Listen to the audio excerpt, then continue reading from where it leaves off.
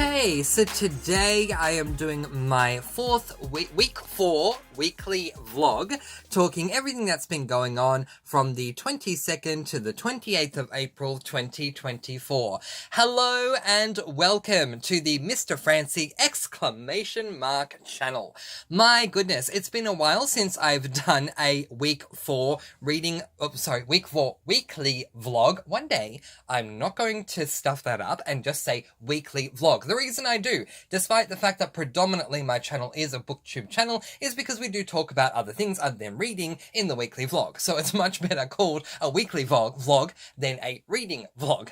So I do have a lot to discuss and not a lot of time to do this in, so I'm going to jump right in. Before I do, just quickly, I'm going to give you your table of contents for this vlog. As I do with all of my vlogs, I open up with a life update, then I move on, talk about what I have been watching, and then I talk about my reading. So lots to get in, but don't have a lot of time to do this, and I'm trying to minimize the length of my videos. So we're going to jump right into section number 1, the life update. Okay. I'm very happy that the life update is first in this weekly vlog because there's a bit of a downer that's occurred for me in my life, and I much prefer to end on a happy note, and we certainly will be doing that. Okay, so let's just rip off the band-aid and discuss this situation. I don't know if I discussed my work situation with you all, but at the end of January, there was a situation at my job that I work for where they were cutting back on employees, and they cut back to a total of 7 employees. I was lucky enough to make that cut. So January was a very stressful time for me, waiting to see if I was going to, still have a job or if I was going to be retrenched. And I made the cut of 7, which was extremely validating for me. This is the longest job that I've ever kept. And so for someone like me who can be a bit emotional at times, a bit, paranoid or anxious at times, it was very nice to receive that validation. As Sally Field said when she won the Oscar or the Golden Globe, "You like me. You really, really like me." It was a lovely validation. I really appreciated that. And I end up having a new team leader because my team leader was retrenched. They only had one team leader that they were keeping on. And when I spoke to this new team leader, he said to me, "Oh yeah, we were definitely keeping you. That wasn't even a question." So I really, really appreciated that. Thank you so much. Unfortunately, less than 3 months later, an announcement was made that they are going to take the employees from 7 to 0. And everyone was going to be retrenched. They were going to look into other job opportunities for us and see what they could provide us with. The company have been extremely supportive, but ultimately, there was one position that they put up for us that's a position I did not want to go for because knowing my anxiety, it would be too stressful for me, so I did not apply. And ultimately, I was retrenched this past Wednesday. So, there you go. I was retrenched on when would it have been? The 24th of April. So yeah, look, it is, I'm in so many different frames of mind, and I am trying to keep this video short, but there's a lot that I want to discuss with you all about it. First of all, it was tough to find out that we were going to be retrenched after that massive axing of all the other employees and making it to the top 7 and being able to stay in my job, only to find out a couple of months later that we were all going to be let go anyway. It was very tough. Secondly, I do love my job. Not only, and there are 2 different ways that I looked at, because I have to think of it in past tense now, which is tough to do. There are 2 different ways that I looked at my job. One of them was I was good at the job. The other one was I loved the job. And so, they are 2 different things. Just because you're good at something doesn't necessarily mean you love it. But I did. I was mainly working in customer service, without saying too much, for a delivery company, and I love dealing with customers. I love, as I do on this channel, I am authentically me here. I'm the same in my job. I like to spread sparkling energy all throughout the world, as I always encourage all of you to do on this channel. So I loved being in contact with many different customers every single day when I was at work, and just trying to turn their day around. And, they would predominantly call in because they would have an issue of some kind to do with their delivery, or if we were picking up a freight from them to deliver from somewhere else. They had an issue because, let's be real, how many customers call up when everything's going the way it's meant to? No one, right? I would have loved a call like that. Just letting you know I had a fabulous experience and just wanted to let you know. It doesn't happen. But, my goal became how can, even though my job was to sort out what the issue was and fix it, my personal goal was how can I turn this person's day around? And I received many, many compliments from many, many different customers, which was just lovely. I had some customers that would start their day yelling at me, and we would end our situation with them saying, "Thank you so much, Francois. My name is Francy on here. My name in real life is Francois, or Francois, but in Australia, people can't say Francois, so Francois."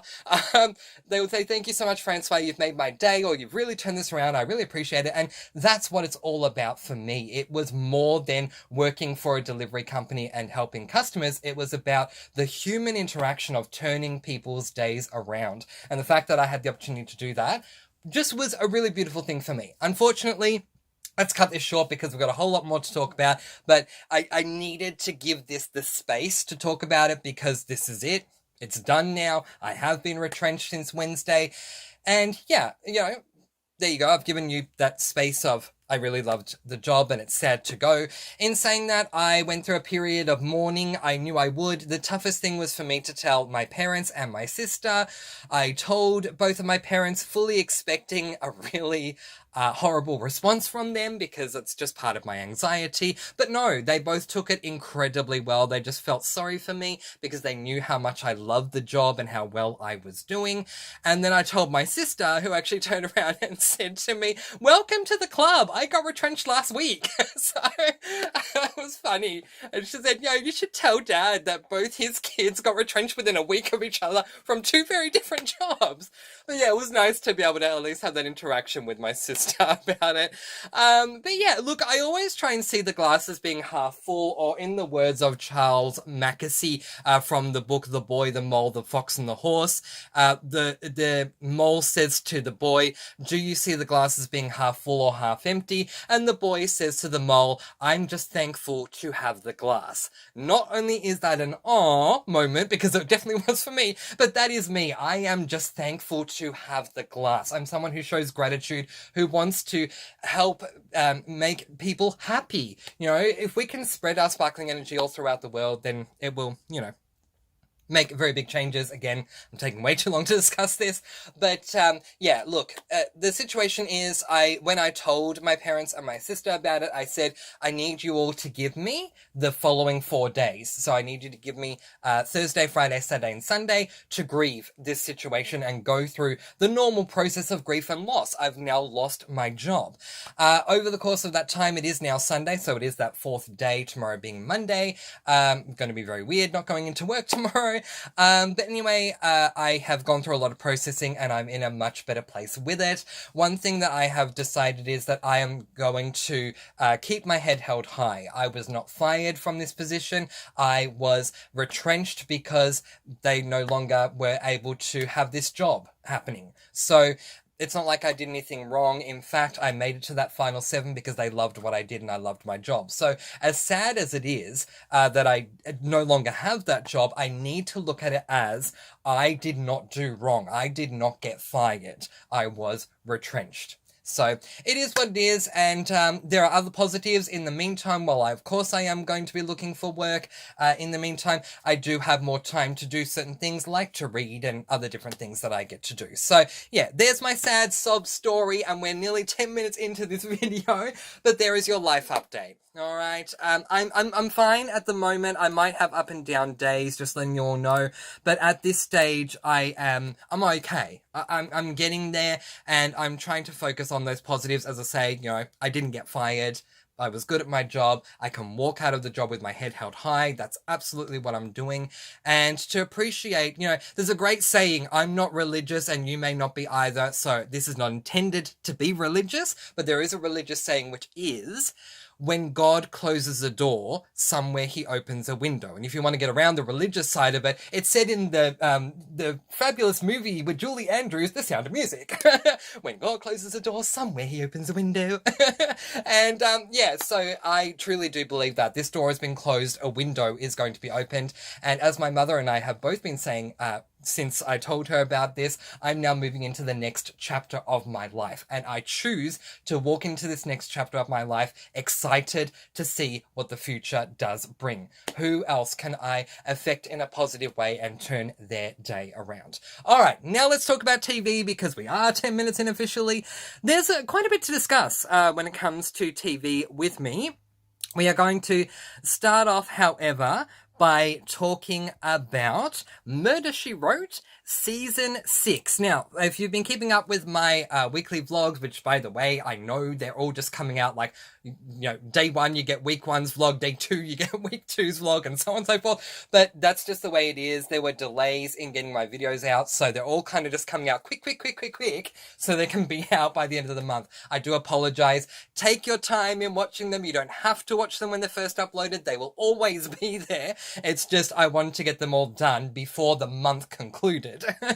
But yeah, let's talk about Murder, She Wrote Season 6. I've spoken about this in my other weekly vlogs, but quickly, in case you haven't seen them or you weren't aware, I have a goal to finish Murder, She Wrote at the end of Season 6, because the streaming service I have only offers up to Season 6. Season 6 overall for me with Murder, She Wrote has been incredibly disappointing, because Angela Lansbury, who is the protagonist, Jessica Fletcher, is only a narrator,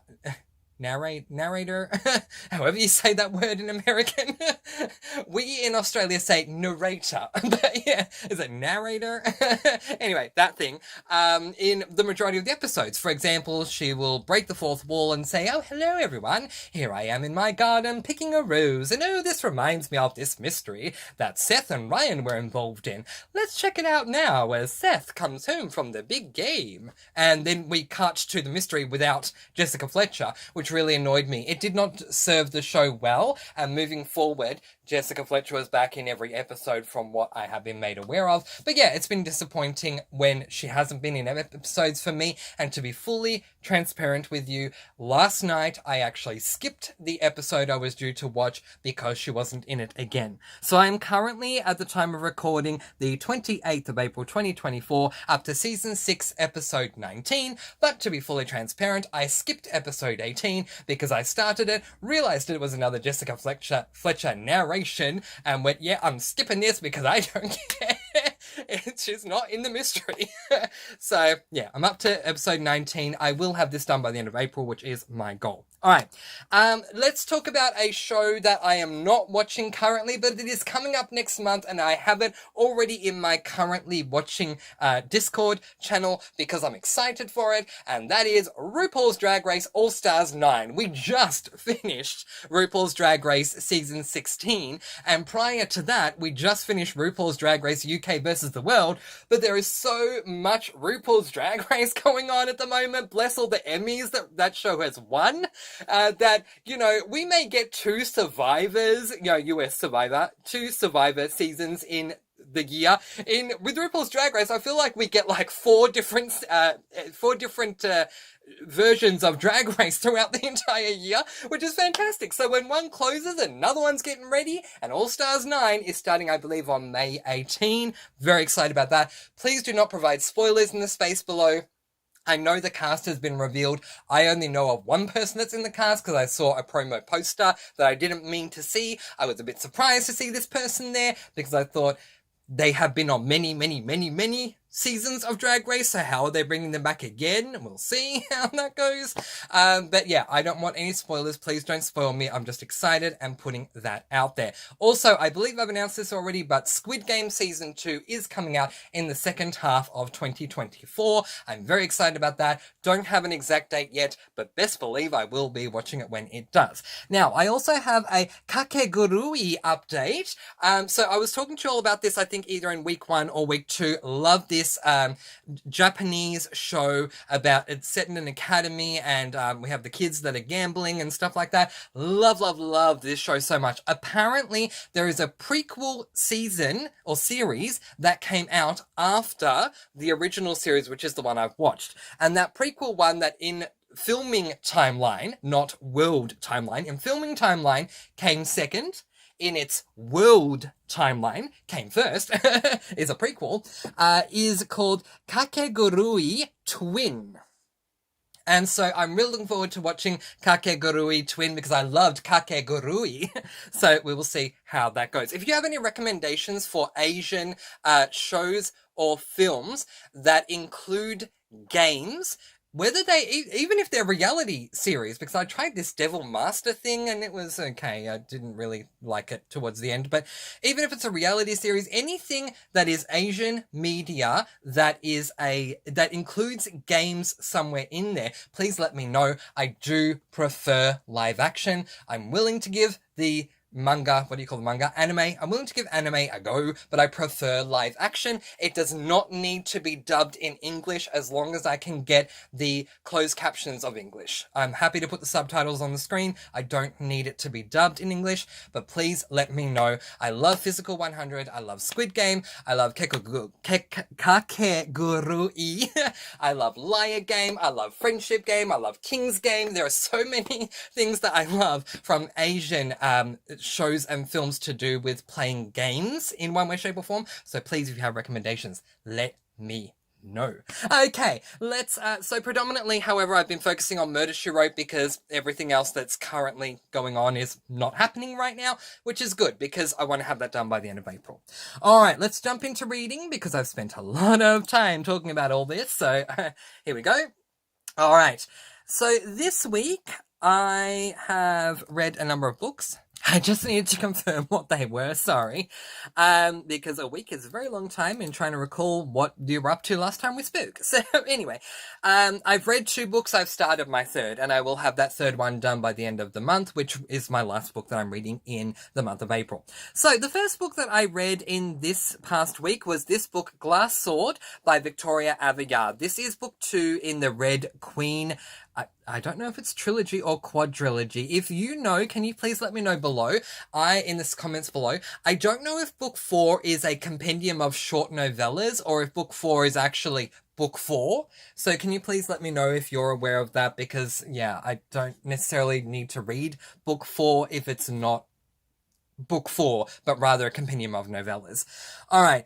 I'm not going to give you the premise of this book, not only to save time, but also because it is book 2 in a dystopian. It's a YA dystopian series.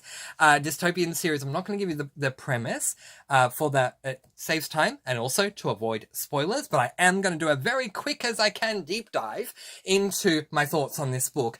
Very quickly, the rating I gave this book is going to tell you a lot about my deep dive. I gave book 1 5 stars, Red Queen, 5 stars. I gave book 2, Glass Sword, 2 stars. Yeah, a dramatic drop from me. Look, as I said, I gave book 1 5 stars. I really loved book 1 and I felt that book 2 took a noseward dive. In a few words, book 2 goes through my least favourite of all tropes, the travelling/questing trope. Granted, the reasons make sense, and granted, the ending was fantastic, which is my single motivation to pick up book 3. Because the ending was good, but the rest really bored me. It's a personal opinion. A lot of people love this book, which is great, but for me, I prefer dystopians that stay in the same area rather than gallivanting off like some high fantasy. I promise to pick up book 3 and begin it, but if it's anything like this one, I will DNF the series. Sadly, after a very strong start with book 1, book 2 gets 2 stars. So yeah, it is very, very sad. I was very much looking forward to book 2, and then we're just gallivanting around this whole flippin' time. And I'm like, oh my gosh, this is so boring. Why am I continuing to read it? I should just DNF it now. And I'm glad I kept going, because the ending was good. It was good. Hopefully this means book 3 will be good, but if book 3 is not good, then best believe I will DNF this series. It is popular enough anyway. And I did put a disclaimer of this review on Goodreads, because you shouldn't have to, but I wanted to say in this review particularly, my thoughts are my own and are not intended to discredit the author in any way, shape or form. The book not being to my liking doesn't make it a bad book, it just makes it not the book for me. Alright, let's move on to the next book that I read, which was this book, The House in the Cerulean Sea by T.J. Klune. This is a book that I've been wanting to read for at least 3 years now. So the quick premise of this one is Linus Baker leads a quiet life. At 40, he has a tiny house with a devious cat and his beloved records for company. And at the department in charge of magical youth, he's spent many dull years monitoring their orphanages. Then one day Linus is summoned by extremely upper management and given a highly classified assignment. He must travel to an orphanage where 6 dangerous children reside, including the Antichrist. Ooh. There, Linus must somehow determine if they could bring on the end of days. But their guardian, charming and enigmatic Arthur Parnassus, will do anything to protect his wards. As Arthur and Linus grow ever closer, Linus must choose between duty and his dreams. Okay, so I've been wanting to read this for 3 years. It is an incredibly popular book, so popular due to popular demand. Book 2 came out recently, so let me tell you my thoughts on this book. What can I say? Truth be known, I read this book over the course of 2 days, and getting to the halfway mark at the end of getting to the halfway mark at the end of day 1 of this book, I almost wanted to DNF the book. I didn't like the writing style, I didn't like the protagonist, it just felt like a great book in theory that failed in its execution. Now, for those of you who are new to the channel, hello and welcome. I am extremely transparent and honest on this channel. If I don't like something, you're going to know. But you're going to know why I don't like it in order to assist you to determine if it's the book for you. So, for example, one of the reasons I didn't like the first half was because I didn't like the writing style. If you're someone who loves writing styles, different writing styles, you may love the book, despite the fact that you're hearing that I don't love it. So, I will be honest, but I will tell you why. So, at the end of the first half of this book, I put it down to read the second half the following day and thought, really, I should DNF it, but there's something in it saying I'm going to keep going. I don't like the main character. I don't like the writing style. We'll see how we go. I don't know why this is such a popular book.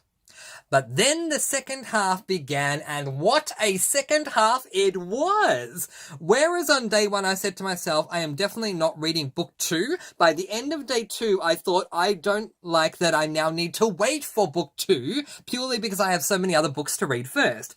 Simply put, The House in the Cerulean Sea is one of, if not the most beautiful books I have ever read. Linus goes through a huge character arc in the second half, and everyone that lives in the house becomes super duper adorable. It's tough to leave this world till I get to book 2. I definitely feel a bookish hangover coming on. I was going to dock a whole star for the first half, but the ending was just too good, so I only docked half a star. Trust me, get through the first half because the second half is so emotionally adorable. I was on the verge of tears many times, but in a crying, happy tears way. It is so adorable in the second half. I gave it 4.5 stars. So once again, just to reiterate, I gave it 4.5 stars. Just again to quickly reiterate, I did not like the first half, but something told me don't DNF, and I'm glad. This is one of the times where I would recommend get through what I call the slog of the first half, because the second half is so good. It is not worth the DNF. Trust me, get through the slog of the first half. And if you enjoy the first half, wonderful, you'll probably enjoy the whole thing. But if you're not enjoying the first half, get to the halfway mark. Once you get past the halfway mark, you will love this book. And if T.J. Klune continues to do what he did in the second half of the book, in book 2 will get an overwhelming 5 stars from me. I get why it's popular in the second half. I don't in the first half. Alright, the third book that I picked up, I have not finished yet, and that is this book, Frozen Detective. This is the Adult Cozy Mystery by Amanda Flower. It's book 2 in the Piper and Porter mystery series. As I say, I've not finished it yet. I'm about a quarter of the way through this one. And yeah, so far so good. I do love the Piper and Porter series. Not much for me to say because I've barely started. I'm only a quarter of the way through the book. So I will just say I'm happy I've started this one. And once this one's done, I'll be done with my April TBR and we'll move on to my May TBR. So yeah, let's quickly look ahead and see what I'm going to read next week. Now, given that in the next week we are partly going to be in April and then partly going to be in May, yeah, obviously my plan for the next couple of days is to continue to read and conclude Frozen Detective, not only Frozen Detective, but therefore the entire duology that is the Piper and Porter mystery series. And then I will start my first book that I'm planning to read in the month of May, which is this book, The Big A.S.S.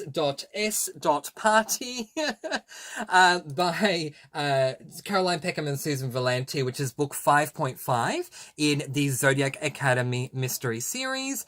And then I plan to start book 6 in the series. So I'm going to read, yeah, I'll say 5.5 is the novella, or one of the novellas in Zodiac Academy, one of my all-time absolute favorite series that I'm reading at the moment. It is right up there with Mistborn. I love it that much. So because of that, I'm going to read 5.5, and then I'm going to jump directly into book 6, which is this book, Fated Thrones. Okay, alright, that is where I am going to leave it. There was so much to discuss, but I wanted it to be shorter than half an hour, and it is! Yay!